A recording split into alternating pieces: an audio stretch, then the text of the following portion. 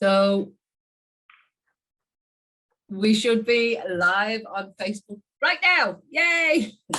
So if you've hopped on and you're watching this on YouTube by any chance, make sure that you subscribe below so that you can hear all the tips, tricks, and the amazing people that we bring in to interview to help you guys along on For Feck's Sake Marketing Adventures. I'm Carmel, the host of For Feck's Sake Marketing Adventures, where we do bring you all the tips, tricks, and insights into women particularly, but not exclusively, well, men and women in business that have overcome some stuff to market and grow their business. So we bring you those insights because we know that you have some of those hiccups as well. And today I have the amazing Nicole with me. Nicole, I'm not even going to try and pronounce your last name because I always pronounce it wrong. Morawski?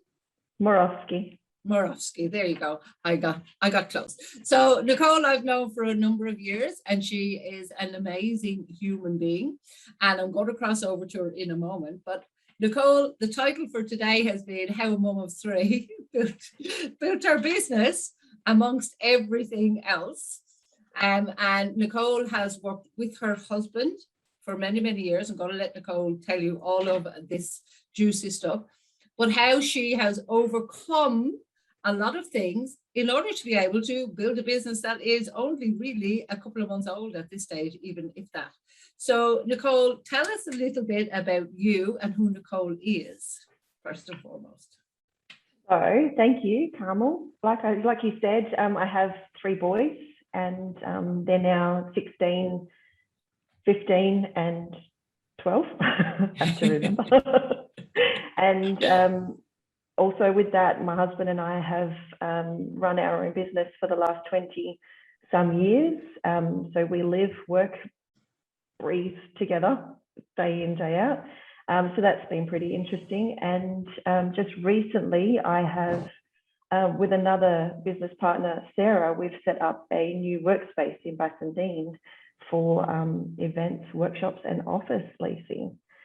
Yeah, just because you had some spare time, kind of thing. Yeah, we were just talking about different things, and an opportunity. Sarah sort of said, "Oh, wouldn't it be awesome?" And I was like, "Yes, it would be awesome." And Dale and I had this property that we thought, "Oh, yeah, we can do that." So we got the keys in July, and we launched in August. Oh my God, phenomenal. And I know that let's just go back a little bit first and foremost. So tell us a little bit about the Nicole as you were younger and how you came to starting a business in the first place. Like, what prompted you to even start a business, and especially start a business with your husband, when we know that traditionally it can be quite a hard thing to do, to start it with a family member. So what was that driver in the first place? Oh, I don't know that there was actual driver. Dale was the one who decided that he wanted to kind of go out on his own, and I was still working at the time, and we were young, so it was well before children, and we thought, well, why not? We might as well give it a go now. What have we got to lose? Nothing, really, at that stage. So yeah, and then eventually it got to the stage where we did want to have children, and we thought, well, my background is in bookkeeping and office side, so the two of us work really well together because Dale is more of the sale type person, and we had a few years and had Declan, our first son, and I worked in the office behind the scenes for most of the time. So was office at home at that stage, or in an office place when you had your first? Both. Yeah, okay. We had both. So I've always kind of worked from home and in the office. So we've had offices in West Perth and Maylands, and during that time, Dale would spend most of his time in the office and out and about, where I worked probably predominantly from home. So I had to negotiate sleep time. I had to negotiate, deadlines. And although that's 16 years ago, which isn't it, Declan 16? Declan 16, yeah. Yeah, so that's 16 years ago, which in some terms it's a lifetime ago. In other terms, it's like only yesterday.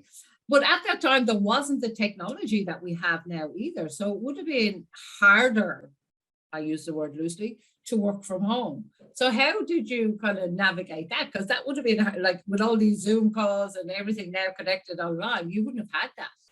No, it was all via telephone. Right. Yeah, it was just telephones, and we had scanner and fax. Okay. So there was no hopping on and doing something and it automatically updated and somebody else had it. And what change, what difference did that make to then working together and you know, juggling that at home, at work? You're always talking about work, and now you have a child in the mix. Yeah, no, we set a pretty strict, not rule, I'll say a rule as a loose term, that we had home and we also had work. Because otherwise it does get a bit messy. And then you're always, well, we find that the tendency was to talk work often. But, you know, we have a relationship as well. So it's important, I think, to make sure that if you do work with your partner, life partner, then, you know, there needs to be a bit of a distinction, sort of step into office and step out. Yeah, and I know you both, and I know you do that so well, but I know that other people struggle with that. And when you made that distinction, would it be that if one person kind of started talking, you say, hang on, we're at home now, switch it off? Like, did you hold each other accountable? Is that the sort of thing? Oh, gosh. You're right. Like, these things now just happen for us. I think, so Dale is very much a very early morning person. So he would get up at maybe 4 or 5 o'clock in the morning and go to work because he always wanted to be home for the kids. But then when it came to that routine of dinner, that was kind of our line, I guess. Like, then it was all about the children. And so we made it more, it was all about family. So maybe I don't think we ever crossed that line. It was just when it was dinner or when it was bath time and then bed, it was family, and we've kept that now.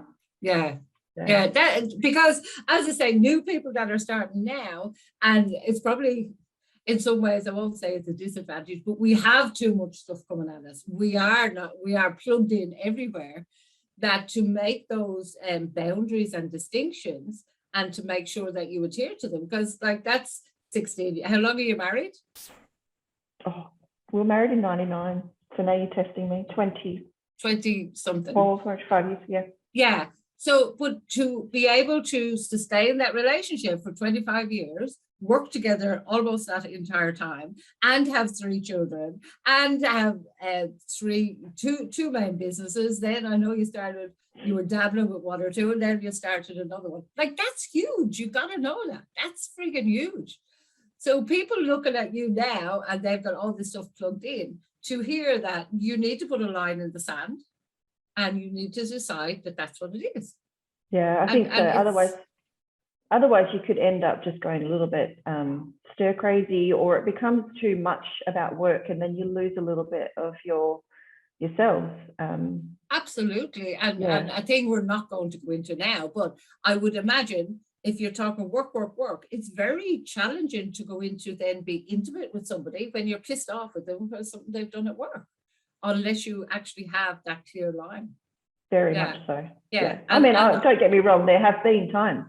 It's been difficult because there has been those not so great conversations that we have to have in the business together. One, I'm on the financial side, so that means that I have to say no a lot when Dale wants to, you know, grow and spend money, and I'm like, no, so I have to be the bad guy. But we also both know that we couldn't have done what we've done and get to where we are without each other. Like, we definitely have our strengths. So as much as I trust Dale in his, you know, what it is that he does, it happens vice versa. So we respect each other's roles. I think that's also very and defining those roles. And then, of course, you had child number 2.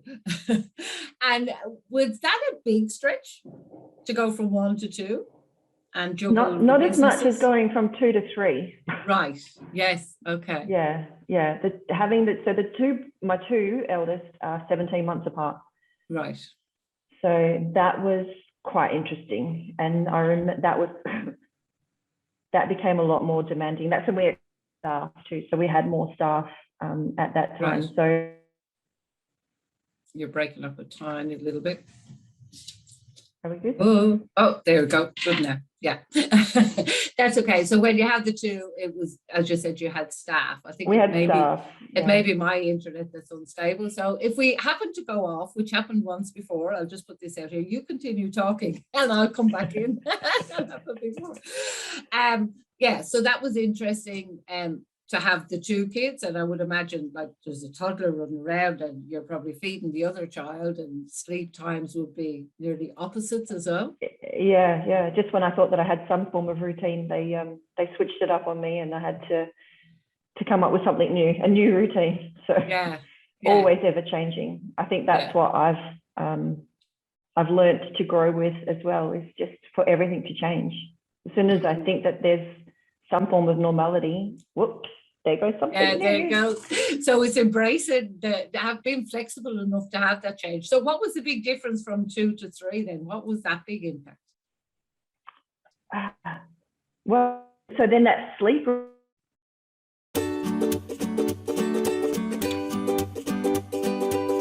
What to do? what to do when things don't go to plan? Scream and shout and down. And then come back on. So apologies if we were halfway through that, but I promise if you're listening on YouTube, you probably won't notice because it'll all be stitched together. So as we were saying to the amazing Nicole, it was going from 2 kids to 3 kids. What was the biggest challenge and change that you noticed then in business, work, home, and general juggler? So the older 2 were toddlers by that stage, so they needed more than just sitting around at home. And the youngest one, he had sleep, so his sleep routine became car or car seat. So I bought a car carrier. That was the best thing that I didn't buy anything else new for him, but that was the best thing that I bought, because it meant that he had to fit in with their routine. Right. And just I had to think about them and work around them, my work, instead of trying to get them to fit into my routine, because that felt like I was just sort of hitting a bit of a brick wall. Yeah. Once I let go of that, then I think I felt more at ease. Yeah. So when you say fit that in, again, I was a working mom, but I wasn't a business owner mom, so a little bit different. So how, like, give us an example of how you did that. So they went to sleep, you just go, I'm not having sleep, I'm going to do bookkeeping. How did you actually structure it? Yeah, it was that because I had payroll to do, I had invoicing, all of those back end things, reconciling all of the boring computer stuff. But so I was lucky, I guess, in that sense that my work is on the computer. So people had to be paid on time. But it was, I had a list of jobs that needed to be done, and I just did them when kids were asleep. Yeah. It's awesome. So again, then I know that there's been times that, there was a bit of financial hardship as well. Things hit and everything had to change for you then as well. So dealing with that kind of thing, and like, how did that impact, relationship, family, you in yourself, when, and we've all been through it at some stage, whether it's an external force, which I believe in your case it was, the economy hits the floor and it's like, well, what can you bloody do? How do you navigate? How do you keep yourself on the straight and narrow, if you like, to navigate something like that? At the time, it's really hard, but I've made a definite decision to look to the future. So in the moment when things are really hard, I just think about how it's going to not be like this forever, and we will work through it. And in the 20 years, that we have had the business, there've been 3 major distinct things that have happened that have been out of our control. We had a gas crisis in WA. Then we lost 70% of our business at that time. And then GFC. Now we've got COVID. they're all external things, and they're the things that you can't control. But what you can control is how you deal with it. I think that's the biggest thing. And yeah, you have down days and sad times and all of that sort of stuff. The hardest thing, I think, to learn when you're running your own business is, how do you get up tomorrow? We've got our clients and our customers that are, you know, they're kind of, when they're happy, you see that they're happy and they're achieving results. That's where you get your energy from. That's where I get my energy from, because otherwise there's nobody else to pat you on the back. You're not going to get a promotion unless you give it to you know, you're not going to get a pay rise unless you can give it to yourself. So you have to look within, and also and I love that you say that, because there are things that we all intellectually know, but we look at other people quite often and think they must do it easily because we feel that we struggle with it, which quite often the truth is, and that's why I do these interviews, is we all bloody struggle with it at some stage. It's that difference of whether you get up or not. It's was it Brené Brown, maybe I'm paraphrasing here, talks about or somebody else, that it's not the amount of times that you go down, it's the amount of times that you come back up from whatever. And there's a resilience is a key, I don't know if you call it a skill or whatever, it's a key thing to have as an entrepreneur or business owner, and especially in these times. I think resilience is amazing. Yeah, resilience, I think, is one of the biggest things that you have to have. I don't think that you can get to be maybe the success that you envision or that you think that you see in other people without some resilience. Well, a lot of resilience, really. Because you're right, and you know, our families, our, you know, parents and things, they're not the ones that are, they love you and support you, but they're always going to sort of be there also to say, are you sure this is what you want to do? Why are you doing that? Wouldn't it be easier to just go work for somebody else? I've talked about that so many times. Just go get a job and just do that. And they don't say it from a place of hate or annoyance. They say it from a place of love, because they want the best for you, and they say, well, the best for you must be just a little bit better than they were. And they sometimes just cannot see the other side of things because they have never been there. They've no reference point for it. So it's no bad thing or anything like that. I think I said in one of my interviews, one of my defining moments was the time when my dad used to always say to me, oh my God, you're changing job again. What's wrong with you? They're going to see your resume and they're never going to want to hire you, blah, blah, blah. And somewhere along the way, as I was out here and he was at home, he started saying, well, if anyone could do it, you can, Carmel. You can do it. You can make it work, blah, blah, blah, all this. And it was like, it was a real defining moment to hear him say that, because I had proved to him that no matter what, I've got this, it's okay. Yeah. But and sometimes it is literally just one step in front of the other. Isn't it? And sometimes somebody talked the other day, I think it was with Monica, we were talking about the illusion of the big why. And I used to think there was something wrong with me. I didn't have this big why. I just knew I could be better tomorrow than I was today.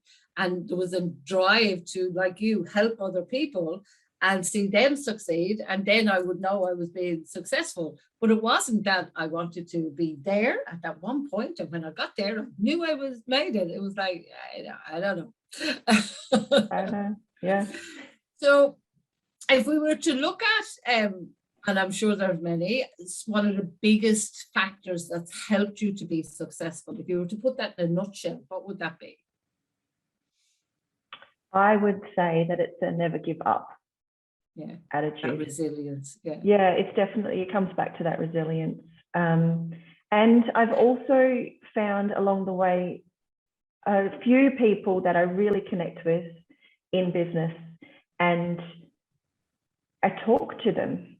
I think that is really important. And I think 20 years ago to how business was to how business is today is so different.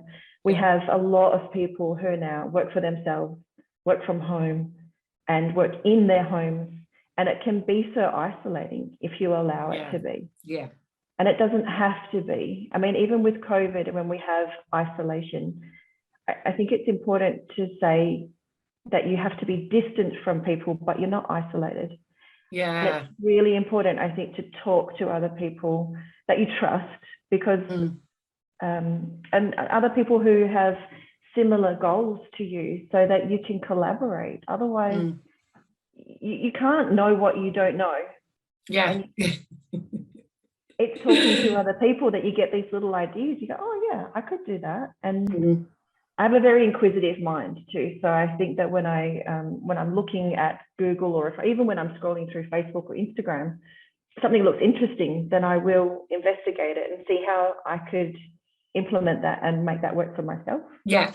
And I think you're dead right, because it was a huge transition for me to go from working for somebody else to, and where I was with people all of the time. Sometimes I was like, oh, for God's sake, people leave me alone in hospitality, to working from home on my own.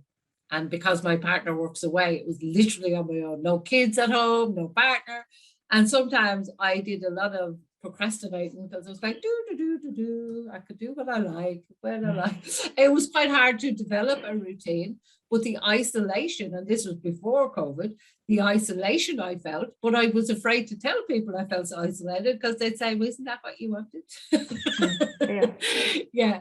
But you're so right. And I love now connecting with people. And there is probably a handful of people that I would trust to that level to actually open up and go, I have this shit day and I feel like this, I feel like that. So yeah, I think it's really, connection can be done. And I think in this day and age with Zoom calls and everything, it actually can be done a lot easier than we could have years ago. When I left Ireland, for example, 30 something years ago, we thought we would never be back to Ireland again. We thought that was it. We would write letters. We'd only ring every now and again because we had a phone card and it was too expensive. But that's a whole other thing. So I think when you talk to other people, I just wanted to say that you often realize that it's not you. It's not just you. Yeah. That other people are experiencing the same thing. And I think that goes for being a mum or, a parent, to a business owner. If you think about, well, when I think about when I was a parent of younger children, I thought, oh, shit, what am I doing wrong? I mustn't, he's crying all of the time, or, whatever. And then you talk to someone else at mother's group and they're like, oh yeah, my kid's doing the same thing. And I find that also in business, that whenever I experience things, maybe they're of a negative or a positive, then other people are experiencing it too. And that makes me feel less isolated. And that is so true. And people quite often see other people as one-dimensional. So you'll see this successful business owner, but you don't see the person behind the business. You just see that facade that they put up. And it was a thing I actually used to have a bit of a challenge with, because I put people on a pedestal. I remember in corporate kind of thinking I wasn't corporate, I was the imposter here. But as I've grown and learned, and I'm sure you're the same, in conversations I've had, I've discovered that every single person, bar none, no matter how successful you perceive them to be, they all have their own shit going on inside.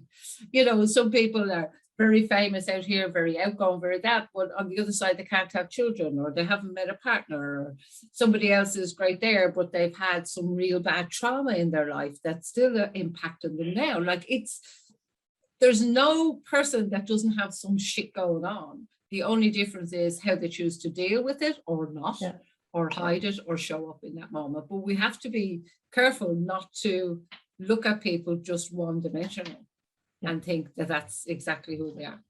Of that. So now tell us a little bit more about your newer business. So it's called Blank Canvas Quarter. So tell us a little bit more about it and who it's for.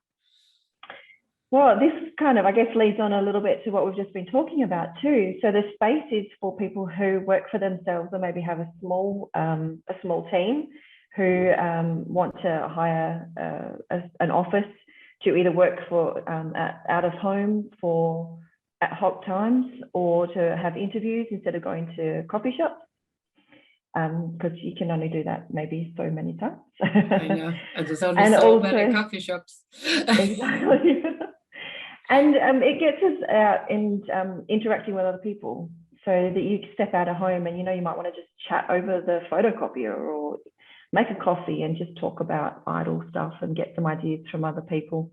And then also it's for workshops. So if you want to do craft workshops, host events and that sort of thing. So yeah, it's a collaboration. And yeah, space. didn't you have kind of team building and things like that? I know your launch party was friggin' amazing. There was so many things in it, and that space is huge. And the reason it's called blank canvas is that it is a blank canvas. You can bring and put your own flavor on it. Some of the Exactly. stuff Yeah. you have, or some stuff that they might want to bring in, that's their own branding. So you have three main offices per se in it. One is specifically for recording. Yeah, we have the Cactus Room, which my partner Sarah likes to say is where the prickly conversations happen. So that is set up for content creation. So podcast recording or photo shoots or interviews where you can sit around a round table and have fun chats. Yeah, or prickly chats, whichever. Yeah, prickly chats. They're all named after plants because I'm a bit of a crazy plant lady. So we have the Cactus Room, and then we have the Fern Room and Ivy, and they're more for working one-on-one or working solo. Yeah, okay, awesome, cool. It is an amazing area. Now, I also know that in order to get a great number of people to your launch party and to really get people to pay attention to this new thing that's coming up, you had to do a lot of marketing. So what was your strategy around marketing the business to start to get people to notice it?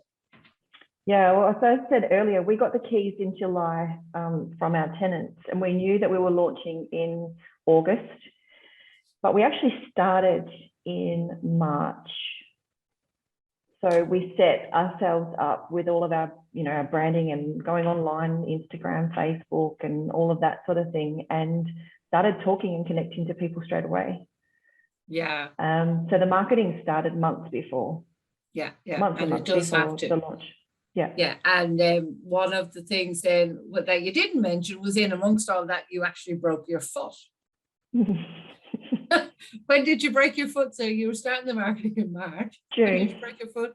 In June. June long so weekend. Before you actually got the keys to rip the place apart, you broke your foot. Yeah. And then as soon as I was allowed to wait there, so it was 7-8 weeks from doing it to when I was allowed to wait there, I was painting the walls and getting it set. We had a deadline, so you've got to meet it. Well, yeah. But the other side of that is, and something that I loved, that you actually merged that into some of your marketing campaign. You had photos of you on Instagram and little videos of you sitting there with kind of one leg wrapped up in a frame while you're pulling carpet off the floor. So, I love something when I see something like that. It's like, because again, it shows people stuff happens, but it doesn't stop me. It's that resilience that we talked about again. And you were very naughty. And butt shuffling up the stairs. Yeah, there's a video on that somewhere. So I know that you say you work with Sarah now in this space, and I know Sarah is really strong as well. But one of the things, your marketing has been mostly focus at your target audience, which are kind of more on the Instagram. Yes. They are on Facebook as well, but it's more targeted on Instagram. Now, I know Instagram have already come out and said that they are going to focus more on video rather than the stationary images and text. How are you navigating that from an algorithm, I suppose, and who knows, the algorithms changes every 5 minutes. How are you going with putting video? How powerful are you finding the video in it rather than some of the images? Because I know you've tried both. Yeah, so we do a lot of tests, and Sarah we analyze the results often. So we're looking all of the time at engagement, reach, hashtags. Hashtags are a massive one at the moment because there's this, in the captions, all that sort of thing. But definitely people are more engaged when it comes to using video. Yeah. Okay. Yeah. So we use a lot of the Instagram tools to do that sort of thing. As well as reels and stories. And all of that. Reels is. I'll be honest with you. I'm still getting my head around reels. Yeah, I haven't even used Reels myself, and as you know, I do video a lot. But it's and this is the thing that I'd love people to hear when we're talking about. So you're saying, oh, I'm kind of still looking at Reels. Sarah's probably great at Reels. I haven't touched Reels, but we're still doing video in some way, shape, or form, and it's still getting more traction than just the imagery. So it doesn't matter which way you're doing the video. Video is certainly the thing that's getting a little bit more traction. Yeah, people are more engaged, I think, because they don't have to read. Let's be honest. Who has time to sit and read these days? Yeah, and plus, I have to be honest, as I said, time on it. Sometimes when you're scrolling, and even if you're on the Zoom calls, which, you know, sometimes we're only half paying attention, you can scroll here, and if it's a video, you can tell the story quite often by the images, but quite often they have subtext on them as well, so you can actually kind of read the whole thing. As well, or maybe that's just me. No, it's not just you. And then when you're early in the morning, when you wake up early in the morning and you don't want to wake your partner up because you're watching a video, text overlay is just turn down the volume and go. We never did that. What are you talking about? No, the light hasn't gone. It's amazing because I know some of the research, and I think it's myself and my Sarah, I have a Sarah too. We did a lot of research on video and what people are offering on video. And I think we looked at something like, a couple of hundred videos on how to make videos and the stats on videos and things like that. And it's certainly, by all stretch of the imagination, there's no new news really in any one or the other. But one of the things that was really throughout it was, video is the way to go. Video is up and coming. If you're not doing video, you're getting people that actually have been directors coming down now and teaching people how to do video. So it's like, I'm glad I got in the bandwagon a couple of years ago, and I'm not just learning now, because 27 hours to make your first video is not where I want to be right now. And I think that it's important to, like you said, there's so many different ways to make video. Find one. Just find one and do it. Focus on that. Learn how to tell a story, you know, by having a good script in there. So script it first, put it in, whether you're voiceover it, whatever way you're doing it. But you're so right. Choose one, then perfect that. Then you can go on to others. I remember the reason it took me so long to make my first videos, I went straight to the big boy of Camtasia, which, as you know, Camtasia is great. I love it. However, it was clunkier to me. It wasn't too natural to learn. Whereas when I've gone in and used the different apps, it's like, and those skills have been something I've brought back into Camtasia to use. So, exactly. Yeah. And that's how you can say that, you know, you've watched so many videos yourself, and the message and the learning from one to the other actually isn't that different, because the overall strategy is much the same. I think the other part that's really important is to know what it is that you want your viewer to get from it. Yes. Because you can make videos, but unless somebody watches them. And also your message needs to still come across. Yeah. And you know what's great is we've done webinars on this before, is the different types of videos. So like, as you said about doing the market research, you know, going into Google and how to tie your shoes if you're a left-handed person or whatever. If you find that that's something people are searching for, make a quick video on how to do it. And when you're actually talking directly to a problem that somebody is searching for, they're going to start finding you more and more and more. And that's what really makes it so easy and relative to who it is you're targeting. Now, there's no point in me making a video about left-handed underwater weavers if I'm actually trying to talk about marketing, then, or if I'm trying to talk about how to make videos, that'll be a mismatch. So you have to have it that it is absolutely connected to your audience. Exactly. Yeah. Sarah did my partner Sarah, she did a time-lapse video recently. Yes. And one of the main reasons for doing that is because there's often the question that we get asked is, what does it look like? What does the space look like when it's set up for an event? Can you show me? So it's about us, you know, setting up for an event with, you know, grazing table and all of that sort of thing. But it also shows the people visually what it starts out like to what it looks like once it is set up. So there's a reason for doing it. Yeah. And you know what?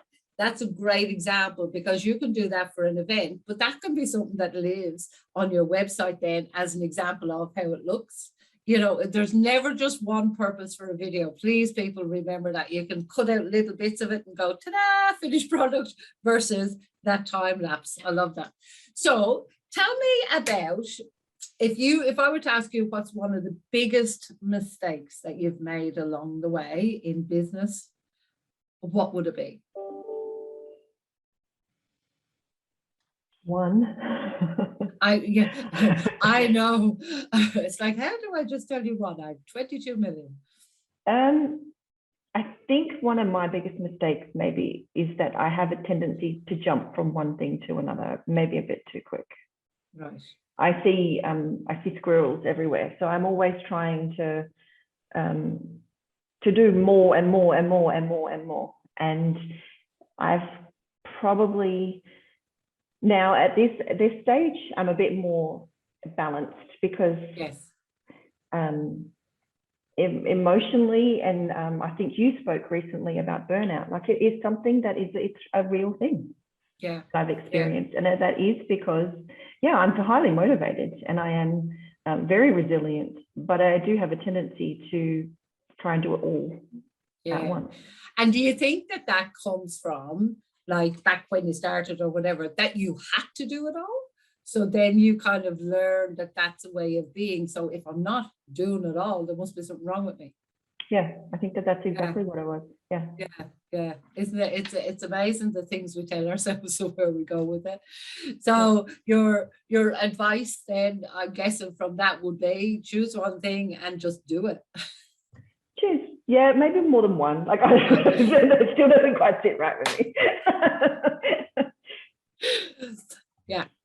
Choose on a goal and work towards it. Also know when to let it go, because you can keep pushing at something and you might be literally pushing the proverbial poop up the hill, because it's never going to work. And that's okay. It's okay to let things go. I think, instead of thinking, my partner Dale, he thinks maybe a little bit more on the case of, we've got to start again sometime, where I just see it as an evolution. It's a spiral. Yes. We learned that one didn't quite work. Okay, let's let that go. Now we're going to move on to this. Yeah. How do you know it's time to let go? When I just feel like it's just pushing too hard.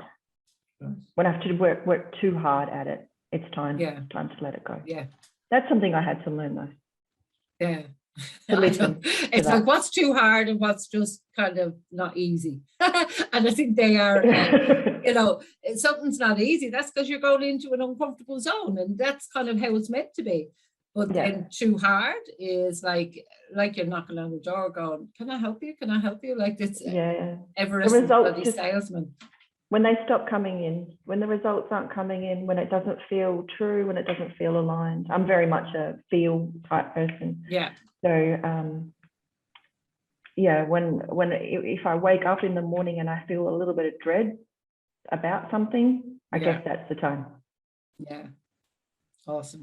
So I'm going to ask you one last question to finish off. I will make sure that we put your contact details in the comments below as well, so that people can contact you should they wish to.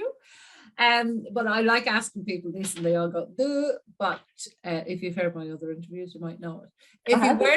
If you weren't doing, what do you mean you haven't? I don't know what question you're going to ask me. If you weren't doing what you're doing now, what would you be doing instead?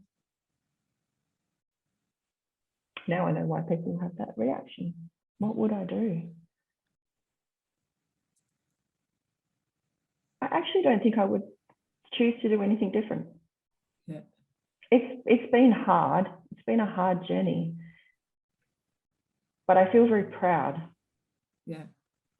This I can get a bit emotional about. Like, we've after this many years, I feel really proud that we have supported ourselves through to this point, and we're still going. Yeah. Awesome. Amazing. Cool. Well, I have to say, I know Nicole, and I know Nicole quite well, and I would say the same. I am exceptionally proud of you and who you are and the person that you are, and absolute inspiration to see between broken legs and other stuff that's gone on. No, but then you still keep going. And, you know, you've had your bad days like us all, but there's never been a time that you've thought of just throwing it all in and giving up. And that is really testament to yourself and Dale's relationship, and the concrete relationship that is, that has brought you guys through to here. But that's reflective of the people you are, not just the relationship itself. True. So thank you so much for hanging out with me today. As I said, we'll put Nicole's contact details in the comments below if you'd like to contact her. And maybe if you're in Perth, make sure that you check out her office space. But for now, it's bye from me. Thanks, Carmel. Bye. Thank you.